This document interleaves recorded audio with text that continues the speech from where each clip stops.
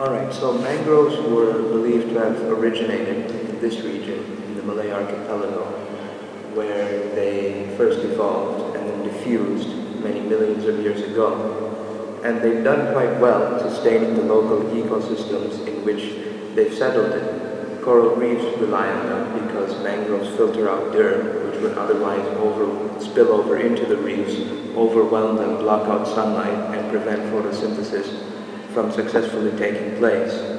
Along with this, fish that live in the reefs start their lives in these mangroves as young because they can be protected from predators that live farther out in the ocean before they mature and eventually move on to live in the reefs or maybe in the open ocean. Plus, communities that are farther inland are protected by mangroves from storms, tidal waves, and other dangers that come from other natural disasters that come from the sea.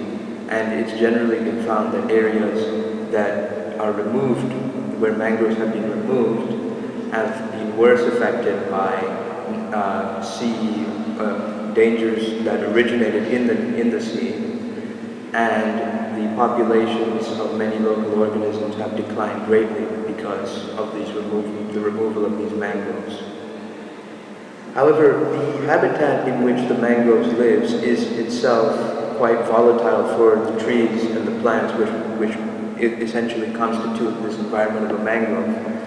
To begin with, the soil, which is mostly made of sand, doesn't have enough nitrogen or phosphorus to sustain the trees. The salt water has the danger of dehydrating the trees and plants, and of course, during an event of high tide, such as this, the mangrove's trees have difficulty breathing and practicing respiration. And of course, with all these dangers, there's also a very hard decision of finding where exactly the young can land and germinate. Now, parent trees solve this problem of ensuring that their young survive by first allowing them to germinate on them in the form of propagules, which will eventually drop from the parent plant and hopefully land in an area where they can survive. And depending on the type of tree, the area where a certain tree can survive varies. For example, for Rhizophora, the area where they can survive is actually closer to the ocean and closer to the sea because their adaptations allow them to survive in areas that are flooded more regularly. To begin with, the Rhizophora have stilt roots, as you can see here, which allow them to rise above the ground. These stilt roots have these pores, which are known as lenticels, that allow them to breathe during low tide. And they also have tiny little extensions of the roots that rise above the ground, known as pneumatophores, which also have lenticels, that maximize the intake of oxygen during low tide. And of course, during high tide, because the stilt roots rise above the ground and also a little bit above the water, they can still breathe during high tide.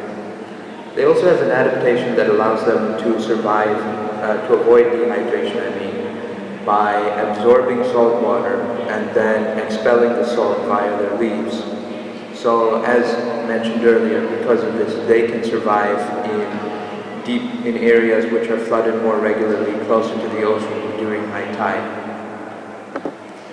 Bruguera plants also have a similar adaptation known as knee roots, which also function as a sort of pneumatophore because they too are covered with lenticels. And what happens is they will breathe in these knee roots, such as these. They also help maximize the intake of oxygen during low tide. And they too can absorb salt water during the high tide and expel it via their leaves in order to survive. So in this way, they, along with the Rhizophora, can still take in as many nutrients as they need and can also survive closer to the open ocean. The Abyssinia plants, on the other hand, can survive closer to the open ocean. Because they don't have as much tolerance for salt, and they don't have, obviously they can't rise above high flooded waters in order to breathe. They have a different adaptation, which is they have many small but numerous pneumatophores, which they use to take in as much oxygen as possible during the event of low tide. Because they live farther inland, high tide is not only shorter for them, but it's also not as great as it would be closer to the ocean. Hence, they have more time to take in oxygen and to survive.